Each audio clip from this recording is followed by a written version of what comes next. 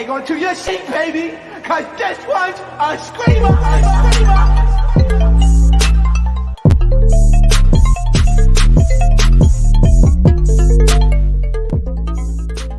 What is going on, entertainers? So I'm coming to you guys with another recap for Real Housewives of Potomac season 7, episode 8. You guys, before I get started, you already know what to do. Hit that like button, hit that subscribe button, and leave your comments on what you thought about this episode. Okay, so it starts off where we left off with the iconic thing that went all over the internet with the drink throwing, right?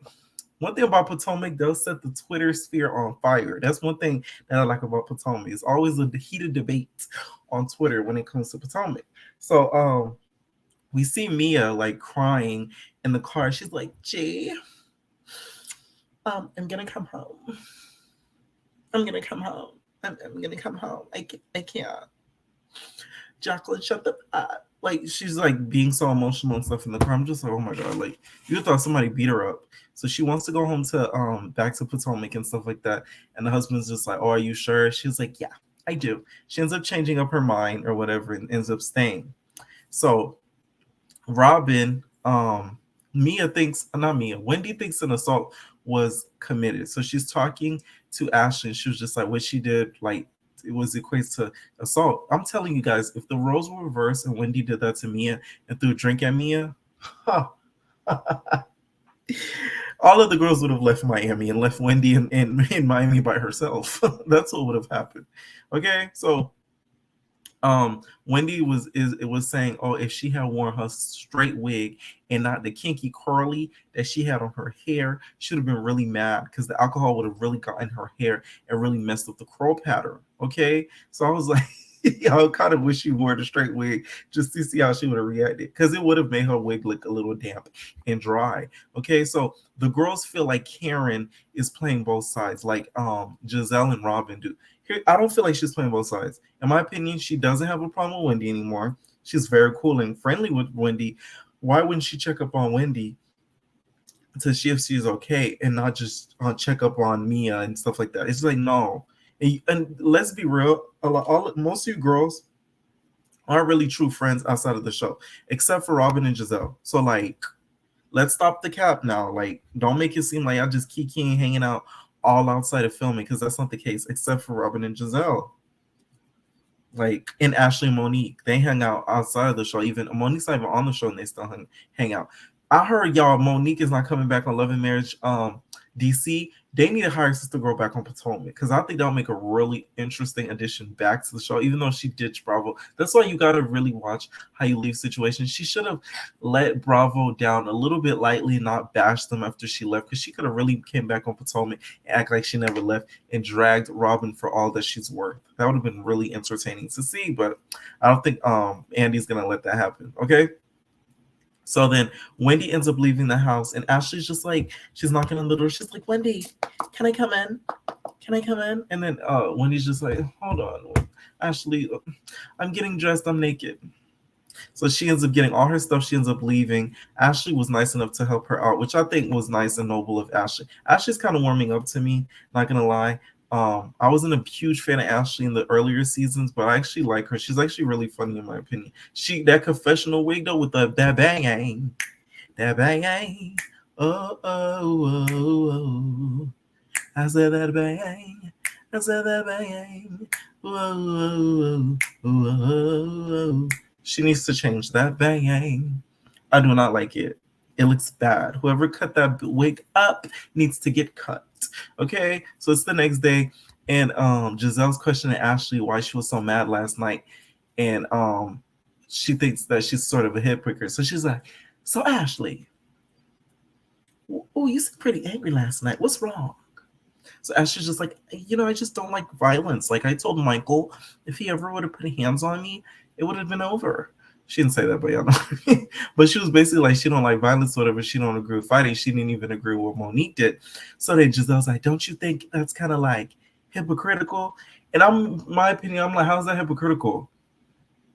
Y'all act like Wendy was the one that tried to hit Mia first. She never physically tried to do anything to the lady first until the girl threw a drink on her. Let Mia have thrown a drink on Robin. Let Mia have thrown a drink on Giselle. Let Mia have thrown a drink on Charisse.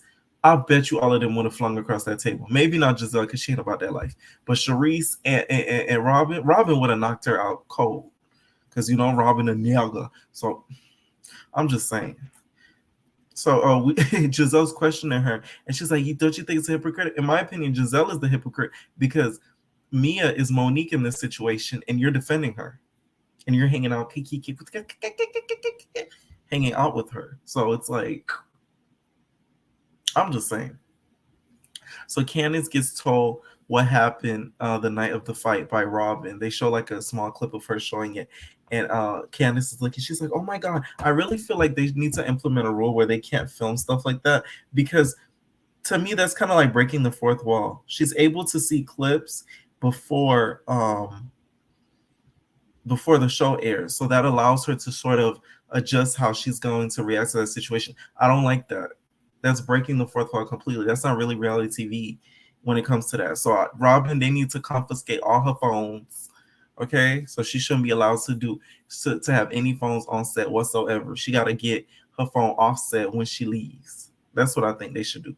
So of course, Candace feels some type of way about it. She ends up sitting with Ashley and Karen, and y'all know how Candace is. One thing about Candace, she's gonna find her corner piece of a napkin. This is wrong. Like, it's so triggering to me. Like, people think they can hit people. It's like, no, you can't do that.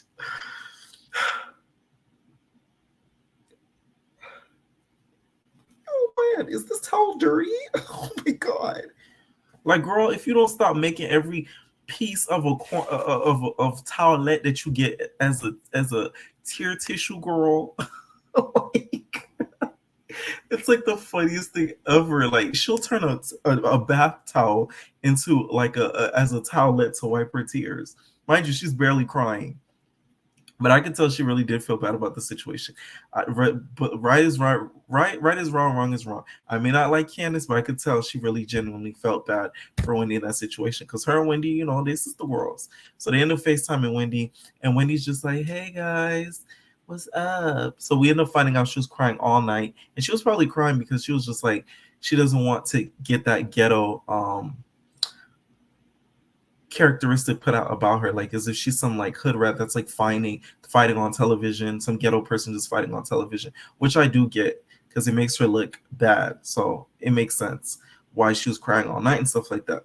So Karen asks Karen asks Mia if she's able to go, which I thought was damn, if I'll be grown and I'm asking you for permission for something, you got me messed up.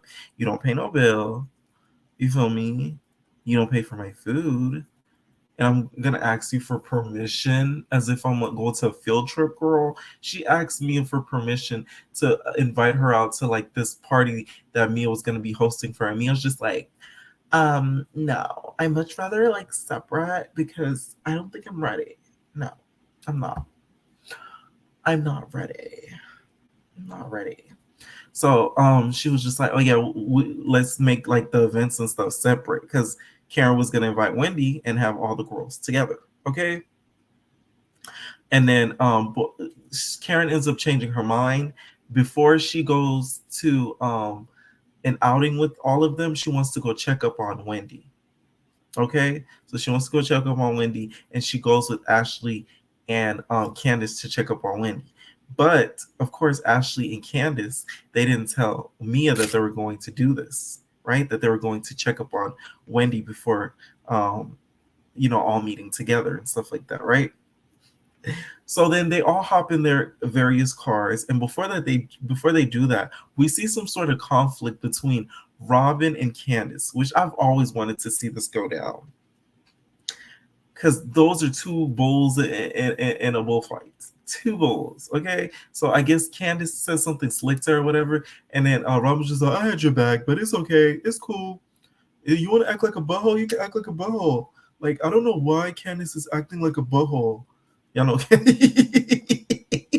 I don't know why. Like, why can't she just be like Giselle? Like, just be light skinned and pretty with pretty eyes. It's not that hard. Get some contacts. That's Robin.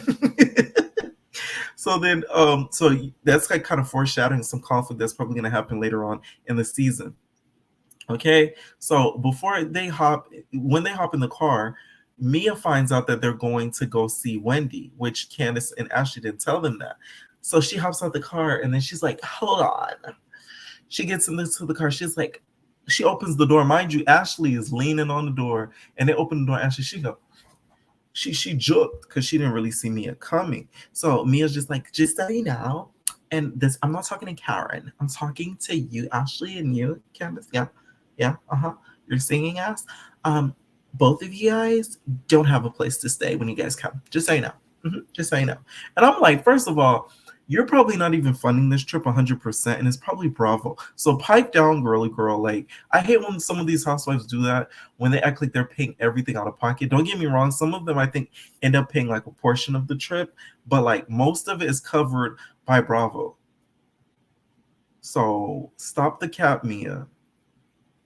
Oh, I can't stand when people do stuff like that. Like, that's so rude and ghetto. Like, how? Oh, it's giving like, and this trip thing is triggering to me because of the whole Shanquilla thing. You get what I'm saying? Like, it's so triggering how that's airing at the same time that the Shanquilla thing is happening. Like, that to me is like the irony is like lost in that, right? So, um, Ashley was just like, "Excuse me, you're talking to me, huh? What? How rude, uh-huh." And then Mia ends up slamming the door on her. Not gonna lie, I would have hit her. I don't even. Ooh, but it's like, don't do that. Like, don't do that. Like, your problem is with Wendy. I hate when people do that. When they have a problem with somebody and you're like in the mix and they take it out on you, that's when I get really mad because you're not gonna take your anger out on whatever you're mad at on me because I didn't do anything to you. So if Ashley were to get out that car and pop Wendy in the mouth and deflate her lips, she wouldn't have been wrong in my opinion. Because you opened the door on her, you janked it, and then you slammed it on her like she was a child. So they all go to their respective places, and Candace, Ashley, and Karen end up meeting with Wendy. And before then, they sent her. Ashley said she sent a text. It was basically like, "Oh, how dare you do this? Uh, invite us out of state and then threaten to basically take away accommodations and stuff like that." And Ashley was pissed. She was just like, "Ghetto heifer." She's such a ghetto heifer. Hood rat whore. She took a drink after it too. I was like, "Oh, y'all done made Ashley mad." Y'all done made Ashley real mad. Rightfully so though, because it's like you don't invite people out of state and then treat them like crap. Especially when that person ain't did nothing to you. Wendy, Ashley ain't talking about your husband. Wendy did. So why you mad at her? Okay. So then we see Mia, Giselle, and Sharice and Jacqueline and Robin talking, and this is why you can't invite Giselle nowhere because she nosy. She was just like, "Oh, so the other day, I went to the bathroom and I seen you, Mia, and Jacqueline in the shower. So what's going on in that shower, Miss Mia?" And then Mia's just like, sometimes we have our fun and like we don't compete. And I may have kissed her ex-boyfriend or something, but it's like if I'm winning, she's winning too. So it's like you guys are telling us you guys are kitty clickish, that you meow meow, lick lick. Let me find out. It wouldn't surprise me though. But if you guys, spoiler alert, spoiler alert, spoiler alert, okay, skip it if y'all ain't know what's gonna happen towards the end of the season. I'm gonna give y'all 2 seconds. 1, 2, 3, 4, 5, 6, 7, 8, 9, 10. Okay, bam. We end up finding out, I think later on, Jacqueline and Mia end up falling out because you could kind of see them foreshadowing that. Plus, Mia's a horrible friend and she treats Jacqueline like a piece of trash. So if you're smart enough, you pick up on that, okay? I really do feel like her and G and them, they all slept around before. Like, it's giving weird, it's giving sister wives.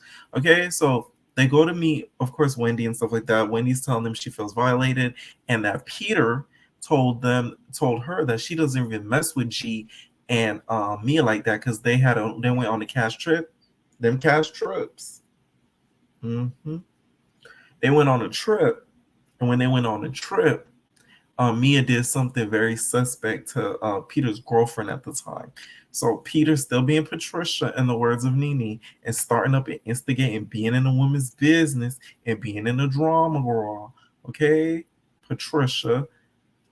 Now instead of holding a peach, he's holding a flute. Okay, so he needs to. You know how the girls at the Peter needs the flute. Okay, so then we see Giselle, um, and then they start twerking and stuff like that. And Charisse ends up sending a text reply back to what Ashley said about them being rude and says, "Oh, this is Mia's assistant." Something. I'm like, "Yeah, Charisse. Why are you there, Charisse? You are an assistant. You're just there to agree, pick up their leftover weave hairs that fall over. That's what you do, Charisse." So you said the right word, assistant. You assist. Mm. All right. So they start twerking on the beach and stuff like that. And Robin's just like, wow, I didn't notice lumps on Mia's butt. And they foreshadowed 5 weeks ago where Mia was just like, I have a lump like on my butt. And it's not poop. It's an actual lump. No lie. Hmm.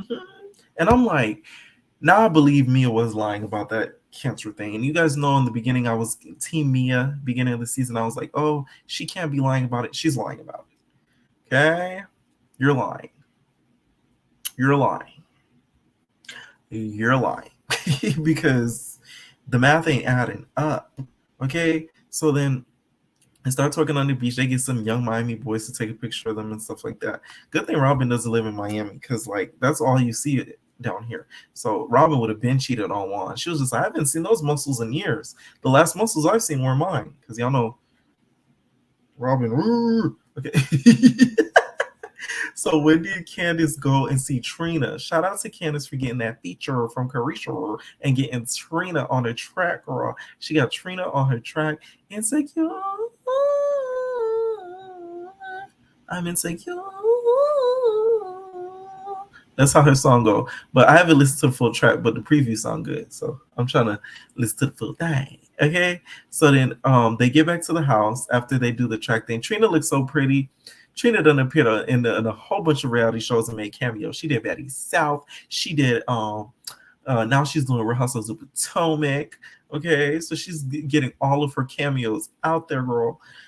So shout out to Trina. Trina seems like she's like a really, really nice person.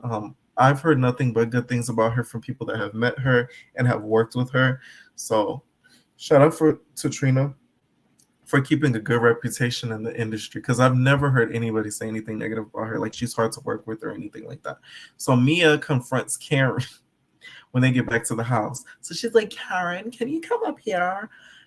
Mind you, Mia's face. You guys used to make fun of Kenya so bad. And this is what we say when we talk about colorism. People used to talk about Kenya's skin as if she had 9,000 pimples on her face. Mia's face looked like somebody slapped her with a pan, a hot pan at that. I don't care what anybody says. Her face was botched, girl. Lips was. I said, I was shocked because we never really seen Mia without makeup. So to see her face like that, I was really shocked. I'm like, wow. That's why I used to see people all the time online talk about her face and her skin, and I'm like, her skin isn't that bad. But when I seen that scene tonight, I'm like, oh, wow. Wow. Ooh. Girl, like her face needs a work, baby. It's not even just her face, it's her skin. It looks rough. That's besides the point. So she confronts Karen and stuff. So she's just like, you didn't have my back. Like, why did you do that? Like, you're either on her side and you're like straddling the fence. What's up? So Karen's like, no, I'm not. I'm not straddling the fence. And it's supposed to be my birthday party. And you did a really horrible job hosting my party, but it's fine. It's fine. I had a cake. I had a Ray give me candles, so it's cool. Okay. My whole thing is Karen doesn't have to choose a side because she doesn't have a problem with Mia. I mean, have a problem with Wendy. Why should she have to choose a side and make it seem as if Mia's this horrible person when really, if you look at the whole situation in general, she did nothing wrong. If you get a drink thrown in your face, you can't expect somebody to be quiet after the drink is thrown in their face. They're just gonna be calm. I'm still gonna be hot riled up because you threw a drink in my face. You lucky I didn't hit you. That's where I'm coming from with the whole Wendy thing. Her not hitting her resulted in her just talking, which seems as if she's instigating the situation, whatever word that they use last episode. It's because she didn't hit you, so she's gonna talk instead. All right. What's her name threw some good shade in the episode to Wendy goes, what's the last book she read? Dr. Seuss. I wrote a book. Sit down. I said, ew, good one. And then one thing I didn't like about that last scene, why, Jacqueline, are you interpreting for Mia as if she doesn't speak English? She's like, well, Mia feels like her feelings are hurt. I would have told, if I was Karen, I would have been like, hold on. You speak English, right, Mia? Can you speak for me? Jacqueline, be quiet, girl. Like, why are you translating for her as if she needs an interpreter? That was kind of weird. It's getting weird. That was to me was like, I'm surprised Karen didn't say nothing to her, but I would have, because that's don't do that. All right. So, like I said, I am Team Wendy in this whole situation. Let me know what you guys think, entertainers, about this whole episode. It seems as if Karen and Mia ended that scene with basically like, we cool on each other. It is what it is. All right, entertainers, leave your comments down below, and we are out, babies. No personal thing.